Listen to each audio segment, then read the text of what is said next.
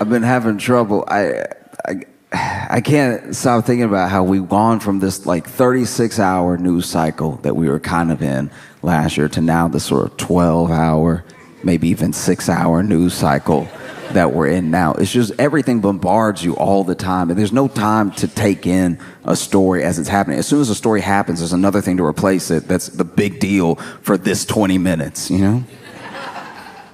And it's hard to even vet stories now. Like, there'll be a story that seems like a big deal, but the more you think about it, the more you're like, why'd you tell me that? But it'll be big news for a second, and then it'll be like, oh, but then that was just wasting my time, okay? Like, I don't know if you saw, but apparently after all this time, they've nailed it down. They've solved it. Apparently, we got Jack the Ripper.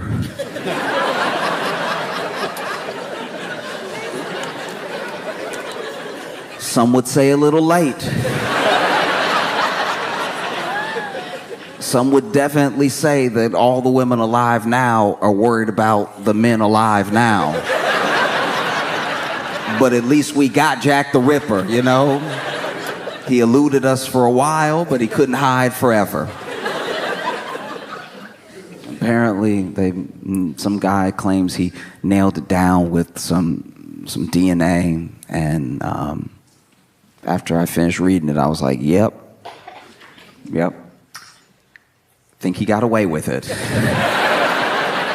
Because that's the thing, it's like you're inundated with so many different notifications, so many different news stories going down the line. You can't even enjoy the little things that aren't even quite news, but like, remember when a video would be viral for like a whole day? And we'd all share it for like a day. We at least used to have a day. And now there's so much news, you don't get to enjoy anything for like a full day.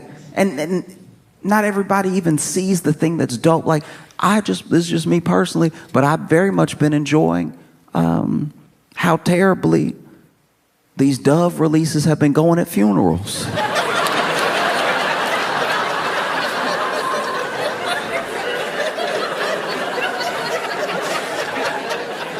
In case you're not familiar. There are some funerals where everybody can't get like a 21-gun salute or anything like that. So they'll do something special, whether the funeral director suggests it or the family wants it, and they'll have these doves. And it depends on how they want to do it for the funeral, right? Some people say some sweet words and they release one dove at a time. Some people say some sort of message. They give a eulogy either at the cemetery or at another special place to the person that passed, and then they release all the doves at one time. But one thing that's been happening consistently is they will stand people in the line and give them the cue to release the dove. And when you see a dove release, it does make you feel something. It's like a powerful thing. I understand why it's such a symbol for people. But the last few videos I've seen, the doves do just sort of die rather than fly away. There's one video that is truly spectacular. It is art to the point where I worried it was a sketch.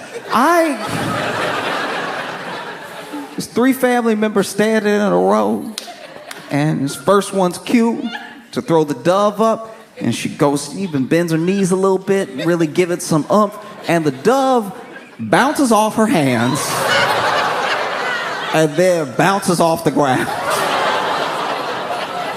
As she snaps back, she's like, ooh, I hope that's not an omen. And then the second person releases their dove, and that dove flies off beautifully. And you're like, okay, not so bad. And then the third person goes to release his dove, and I think he knew his was dead. If anything, I feel like he pitched that one. He was trying to, like, if I can toss it high enough, maybe it'll wake.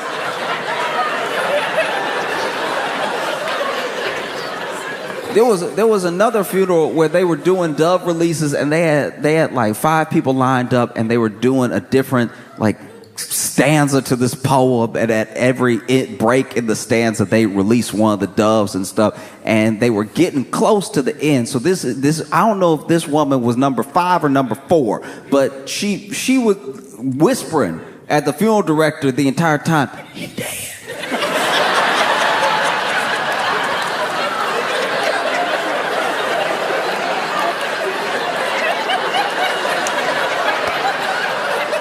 And the funeral director's like, what? Hand me another one, he dead. And the funeral director's like, that's all I brought. So, what do you mean that's all you brought? He clearly dead. She's like, funeral director looking at him, trying not to interrupt the beautiful poem that's being read. And he's like, no, he's asleep. He's asleep, he'll wake up. Just throw him, he'll wake up. You throw him, he'll wake up. And they released the second picture, and the third picture is right here, and she's like, this is a dead bird in my hand. Don't play with me.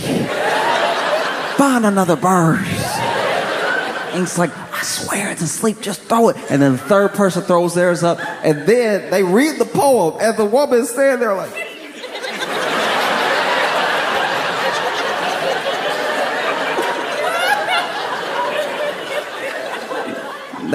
you could tell they get the like last couple lines of the poem, and this woman holding this bird goes,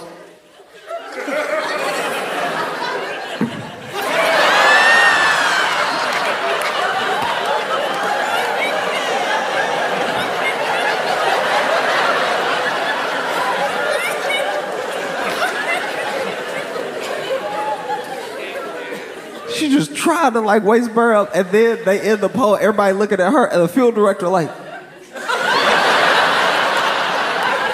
and then sure enough, she go to, and the bird just plopped down. And she was looking at the field director daggers like, this your boy?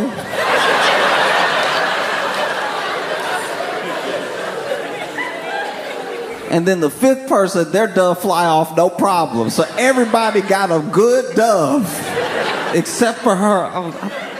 I felt for her. One thing I don't know if everybody thinks about when it comes to those dove releases is where they go. What's next?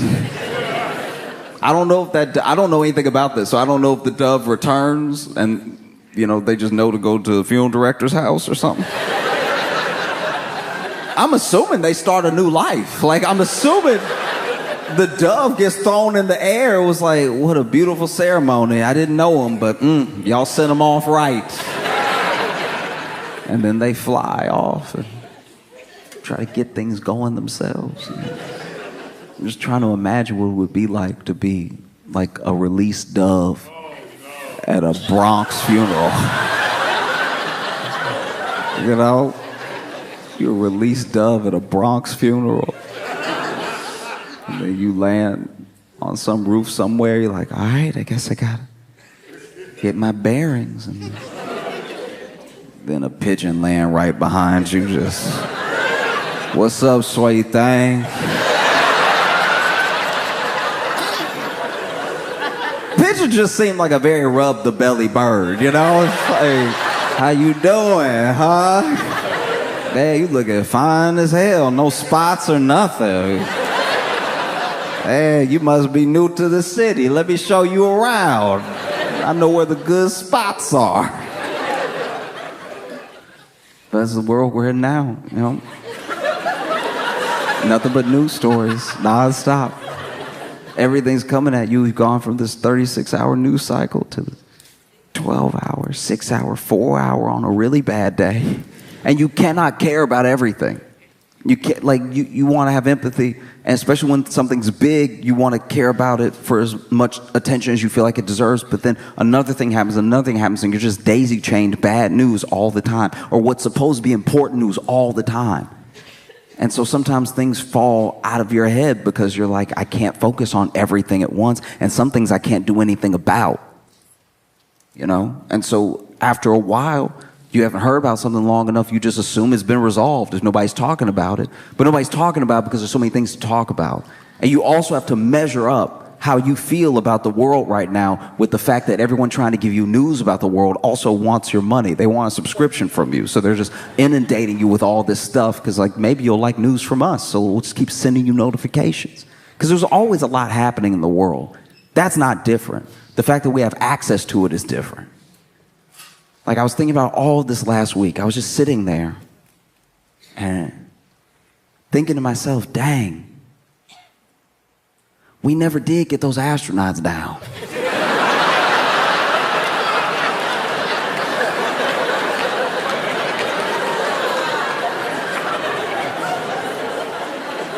What's the plan? That was a while ago. We should probably do something about that. And look, it's not like I can do something about it. You know, I care, but I can't help. It's a lot like when your loudest, dumbest friend is in a bar fight, you know? And they're over there talking trash, or you're like, he over there, though. I would never be able to get there in time. There's nothing I could possibly do. He's kind of on his own, which is a shame. I wish I could help, but he's all the way over there, and that other guy is very big, and no one was talking to me, so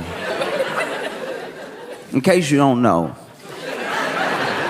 in case you missed it, which is understandable, there were two astronauts that went up, Butch and Sonny, and they went up to the International Space Station, and they were the first to, I believe, man this Boeing Starliner. So they went up in this Boeing Starliner, which some would say was a mistake. Because I don't know how many news stories you consumed last year, but Boeing was not having a fantastic year. And Boeing has different divisions, by the way. It's not all one thing. It's one company, but it's not all one thing. Everybody's not working on everything at the same time. So the plane people and the space people aren't necessarily the same, but by and large, as a company, wasn't looking good. You know? And so they went up to the International Space Station with this Boeing Starliner. And I'm not going to act like I understand or know how to do what astronauts do. I don't get it, and I'm glad that they do. Because astronauts, NASA, all of these experiments that they do in space have yielded incredible things for us down here on Earth that you wouldn't necessarily even connect to space. You know, like memory foam, inner ear thermometer, all the times that they've had to solve a problem up there, it's led to us having something dope down here. So keep going to space. I think that that's great. I don't know what you do up there, but all I know is it makes my life better, and I appreciate it. You know, because everything I know about working in space, I know from the movies. And whenever I see it in the movie, it's just the astronaut outside of the ship with a wrench.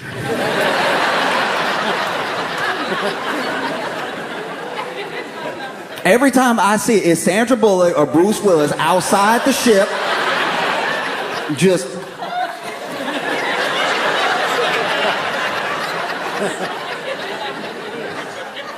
I don't know what it is about space that makes screws so loose, but like, I genuinely assumed that a quarter of being an astronaut was just tightening. I don't know why space is so loose, but it's just you gotta keep it tight all the time. And so they send them up there, and this Boeing Starliner had a bunch of other problems. It had a bunch of other issues on the sort of unmanned tests that they were doing, you know. And so it's very brave of them to even go up there and be doing these experiments and try to make a better world for us, you know. They get up there, and they're supposed to be up there for like 8 days, right? And I don't know if they caught it or it got caught down here, but there were a bunch of problems with the Boeing Starliner. Some of them were helium leaks, because helium is incredibly hard to just capture, just keep it so light, and it's very easy to escape. And then they were worried about the thrusters, and so they were worried about control issues if they were to come down, right? Because Boeing used to be a better company. Boeing used to be a company that put engineers and innovation first. And then they had a bit of a merger, and that merger started to prioritize shareholders, prioritize the money. And so some of that innovation, some of those engineers start to fall to the wayside, and you have what we get now, planes that make you a little nervous and ships that only go one way.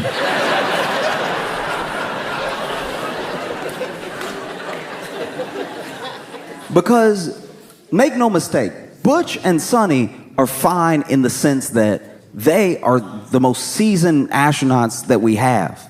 You know, Sonny has logged potentially more hours than I think anybody should. 322 days in space, and she has logged like 50 hours of spacewalking and everything. She's like a true veteran, and even before that, she was a diver in the Navy, and she piloted combat helicopters. Like, she knows what she's doing.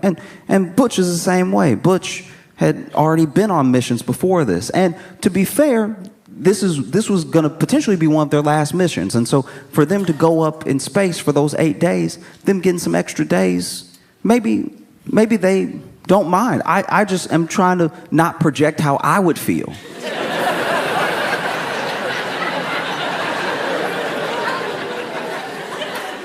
Because if it were me, because once again, I'm not an astronaut. I can never be an astronaut. Not good enough at math, throw up too easy. So I don't give off astronaut, right? But if it had been me, if I had gone up into space, it was supposed to be 8 days, and then they were like, ooh, that ship, may not be able to send you back down in that ship, I would be like, oh, okay, cool. So when's the next ship coming up? And so some of this is being explained to me by my friend, so forgive me if I'm like a bit incorrect, but he's saying that not only are they good because of how seasoned they are and how much they genuinely love being in space, but also because they have these like pods and stuff and different things they can send up to give them supplies, give them food and everything, give them things to continue their experiments, more wrenches. I don't know what it is, but like they can send stuff up. And so in my head, I was like, oh, okay, all right. Like if you can send stuff up, like you can send a pod up or whatever, then why don't they just, like why don't they just hop in the pod when all the food, like after they get all the food out and they eat the food, oh, delicious, and then they get in, they could get in the pod, right? And then take the pod down. He's like, no, it doesn't actually work like that. You know, it's not a manable ship and it's too small and everything. I was like, oh, okay, cool. Why don't they make a bigger pod? You know, enough to like fit people with just some seats, just for fun, just some seats.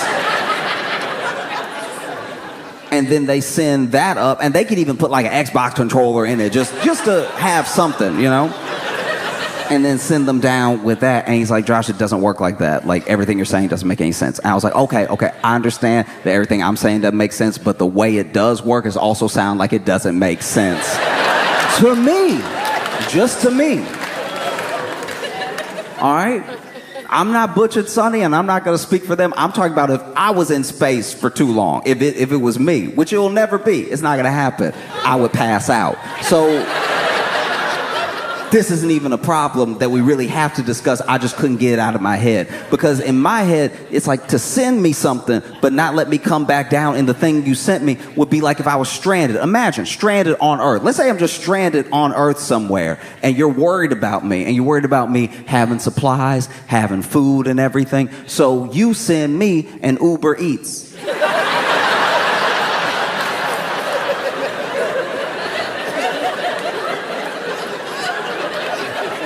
But then you go, no, don't get in the car. Don't get in the car. That's not how this works. This is not a car. This is a burrito car. See, you don't understand rocket science. This is a burrito car. You just try to get in any kind of car you want. That doesn't make sense. Stay there till we come get you with a car.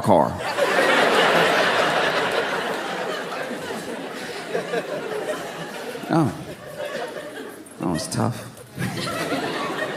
It really is. Because if you read articles and if you listen to interviews with Butch and Sonny, they're not just in great spirits. They, if they're to tell it, are getting all this extra time in space. Space is their passion, it's their happy place. And so it's somewhere where they can go that is unlike where any of us can go. They see a perspective of the earth that most people will never get in person. That's beautiful.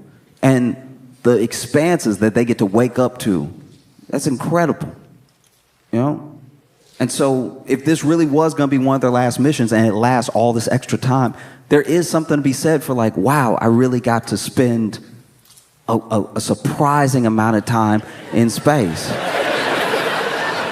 And I hope they feel that way. I really do. I just know if it was me, I would also be putting a good face on. So that way, everybody's working real hard to bring me down and I can whoop some ass. That would be... Because you know how when you're on the phone with like customer service or something, you got to be extra nice even though you get madder and madder and madder. Because if you start cursing, they're like, every time you swear at me, my computer seems to jam up. I don't know how the two are related, but they definitely are. May want to fix your attitude. No, I'm playing as nice as possible until I get down. And best believe when I get down, we're having it out.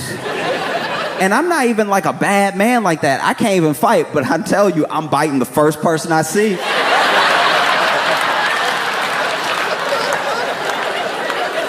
I cannot swing, but best believe I will catch a mouthful of your chin, all right? You leave me up there all this time? What's wrong with you? You must be out of your mind. You got me. Because look, I believe it. I believe that they love being in space, but everybody has a bad day. And I think a bad day in space is an extra bad day. Let's say you wake up. And it's just one of those days. You wake up wrong side of the pod. You know, very upset. And all you want to do is brush your teeth and maybe go read a book or something. You know. But you take your eyes off your toothbrush for 1 second. And now all of a sudden you...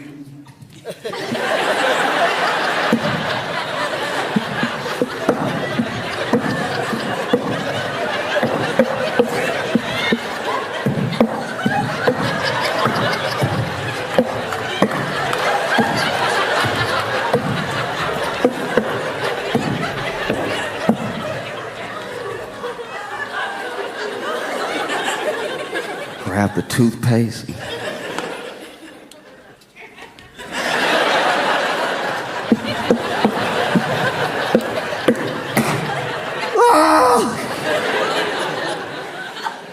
Oh. Or maybe, you know, you got your coworkers up there. Butch and Sonny, I'm sure they get along, but there's other people in the space station that can leave.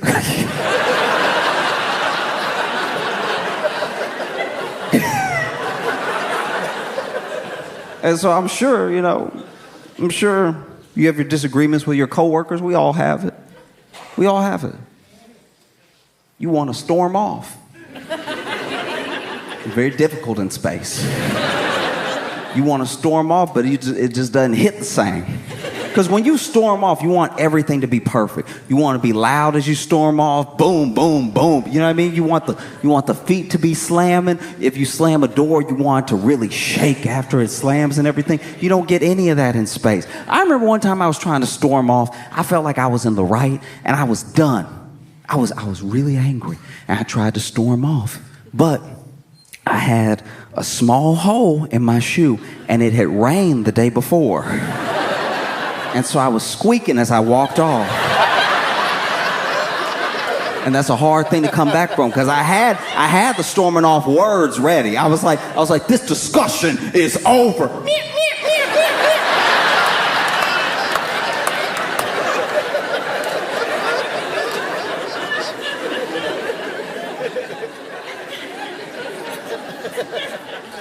So sure enough, you know, you want to storm off in space. Maybe your coworker's making you mad. And you've had enough of it. You've been up here for, you know, 2 extra months or whatever. And you just want to go. So you're like, all right, that's how you feel. That's how you feel? All right, then you know what? You can finish the experiment yourself, because I'm out of here.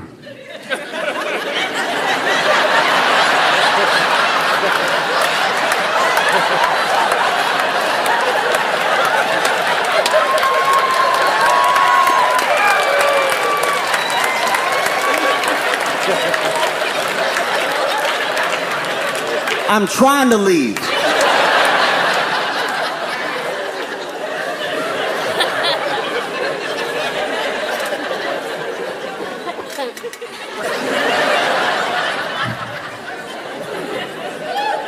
Well, I can empathize with where the astronauts are coming from, because I worked at a grocery store, right? And give me a second.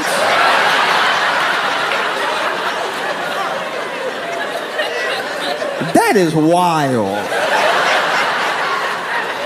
In the time I'm talking, I haven't built up enough trust that there's a point that I'm trying to... Y'all are rude. That's wild. Okay. Anyway. I used to work at a grocery store.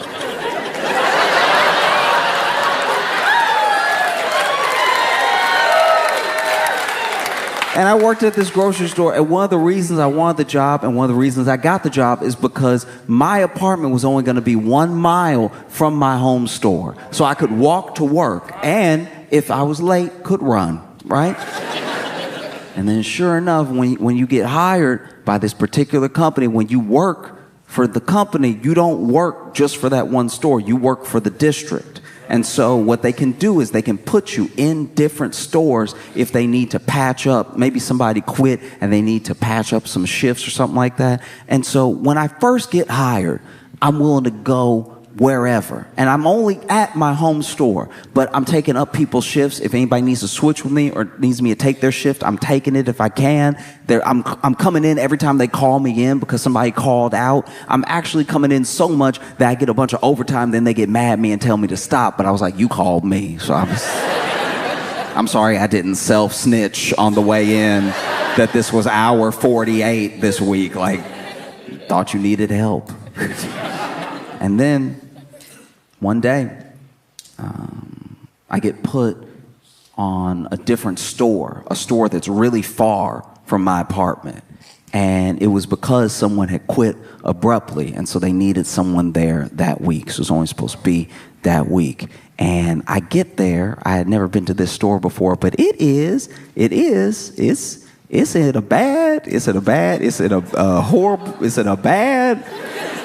in a remarkably unfortunate, it is in a bad neighborhood, okay? And I don't mean bad neighborhoods in like they have crime sometimes. I'm talking about fundamentally everything about this place felt like the worst version of the Twilight Zone. This is the only place I've ever seen on 3 different occasions a rat walk out of the trap. And Tom and Jerry style, like really starting his day, yawning and everything, stretching his legs and stuff, going about his day. And it was one of the big industrial traps. I don't even know what's in those things, but it's supposed to kill rats.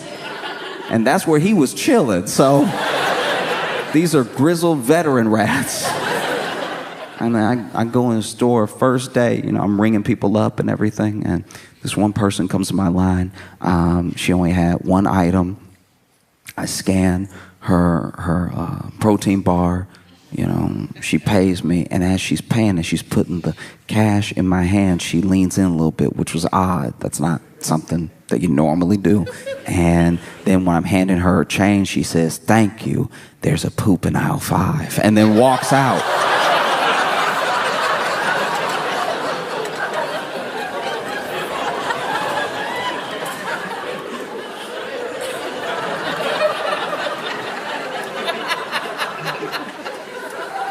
And I'm sure she didn't do it. I'm sure she didn't do it. But the way she walked out so quickly, I was like, do you have something to do with this?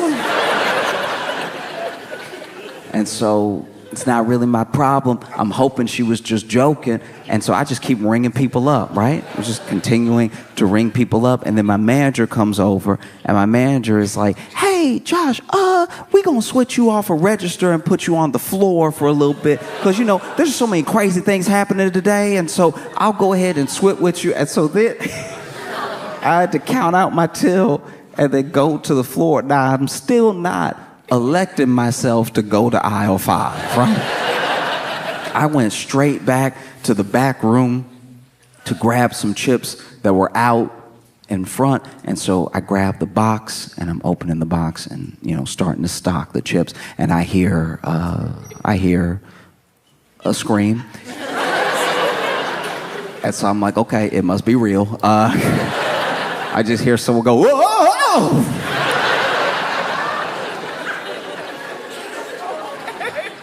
And so then I just keep stocking because I'm like, I don't want that to be part of my life, right?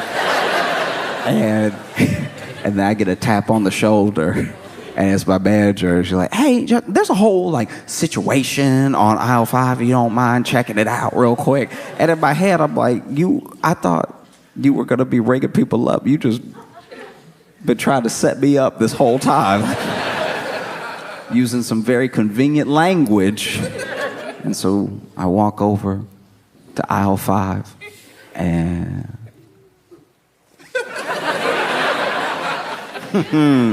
I see it, right? And the only thing on aisle 5, on the way to aisle 5, by the way, I passed 2 people who were running away from aisle 5. Like, fully bumped me out of the way. Just like, huh, huh, huh. You know, like when you're in a zombie movie and everybody's running in one direction, but you got the shotgun, so you got to head towards the zombies.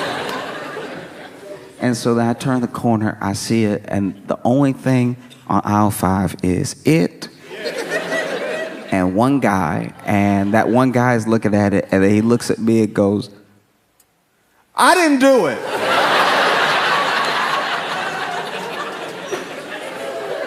Didn't think you did, dog. Like, I understand you being just as shocked as I am. And so then I go to the back because I don't really know what to do. You know what I mean? Like, this has been laid at my feet, and I don't feel prepared. And so I grab the broom and the dustpan and the kitty litter. And so that I go ahead and like scoop and litter and everything. And that was day 1. That was the first day that I worked at that store. The second day, this older lady walked up to me at the register. I started ringing her up and everything, and she was hitting on me hard. And she was hitting on me in the way that older people can hit on you because they're not saying anything vulgar, but they're being very vulgar at the same time. They're not using the words, but you can tell the intent is there. And so she walked up and she was like, hi, young man. And I was like, that's the wildest I've ever been called young man in my life, because she really hit that hard A with the man. It lasted forever. She's like, how you doing, young man?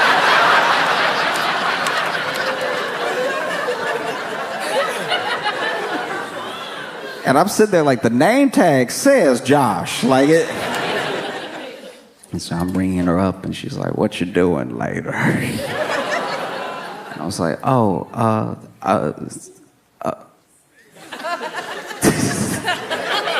work.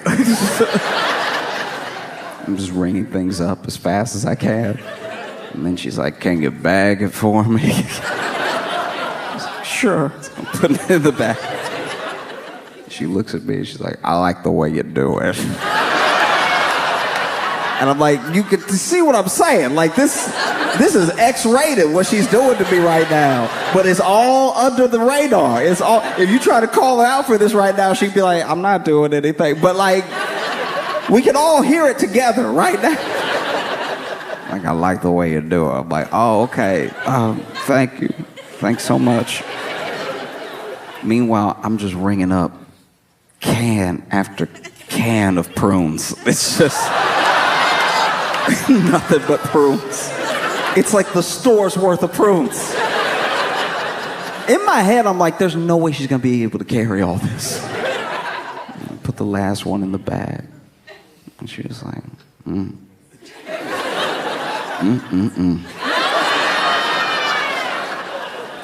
I'll see you when I come back. And I've never felt more undressed in my life. It was day 2. And day 3, I was ringing somebody up. My manager walks up and they're like, hey, just so you know, watch that guy over there. You know, turn your head, watch that guy. And she pointed to this dude and she was like, look, we forgot to mention this, but he does come in here periodically and you just need to watch him because he will eventually start arguing with the cantaloupes.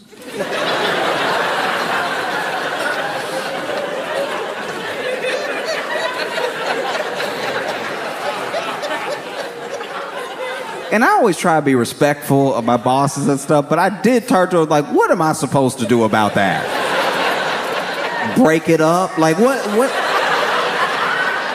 do you expect? Why you even tell me this information? We have a security guard, right? And so I'm bringing people up, and like 5 customers later, I hear in the distance, don't talk to me like that. And so immediately I turn my head to our security guard. Our security guard, all I see is his back foot walking out of the store. Because we always had security guards on hand because it's a bad neighborhood and everything, but at the same time, they were allowed to take their break whenever they wanted. So then I think he saw the cantaloupe argument breaking out. He was like, that sounds like a great time to have a snack. I'm hearing a snack right now. And so my manager comes over and she's like, we should go say something. And so we walk over and this dude's holding this cantaloupe and, you know, letting the cantaloupe have it. And he's like, you always do this. And so I'm like, hey, sir, how you doing? Hello? Hi. And he's not listening to me at all because this is the point in the argument where he got his receipts ready. He's like, no, because last time you said, he's like making all of his really good points and he doesn't want to be interrupted. Right? I was like, hey, could you just keep it down a little bit? You're scaring some of the other customers, right? And this guy was like, oh, I'm sorry. Which I could not have seen coming. This guy goes, oh, I'm so sorry. I didn't mean to get loud. It just, you know how it is.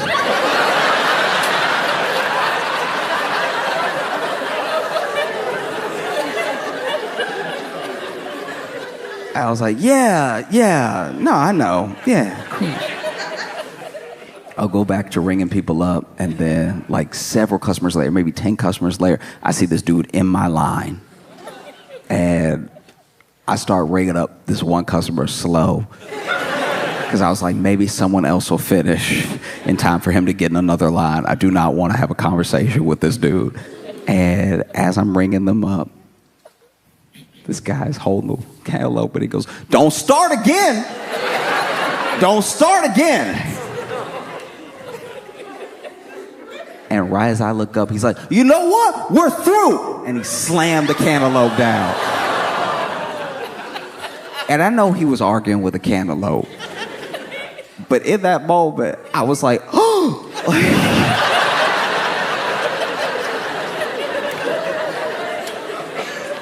This dude storms out of the store and everything.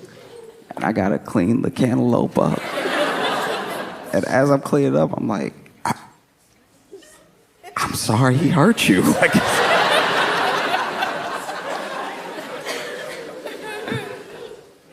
And that was just 3 days working there. You know, 3 days working there. And I was supposed to be there for a week. And they ended up having me there for 6 months. So when I tell you I can empathize with what the astronauts are going through, like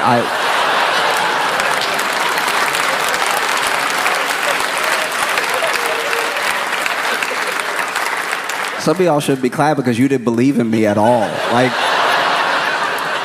Like some of y'all, as soon as I spoke, you're like, he thinks he's an astronaut. Because even if you love space, even if you love being up there and that's your happy place and everything, which I totally get, and I hope that that's the case. I'm sure if you went up there and they told you it was going to be 8 days, that you probably had plans. It was June of 2024. I'm sure you wanted to do something else before the end of the year besides float. You know, I'm sure they would love to. I'm going to go out on limb and say it. Probably vote in person. That probably would have been great. And now they're up there. And I even saw an article that said that they had initially said it was going to be February of 2025 when they were able to get them down. They told them that in September. And then it got pushed a little bit more, so to like March of 2025. And then I just saw an article that said that there have been some developments and they may actually be able to go up there and get them early.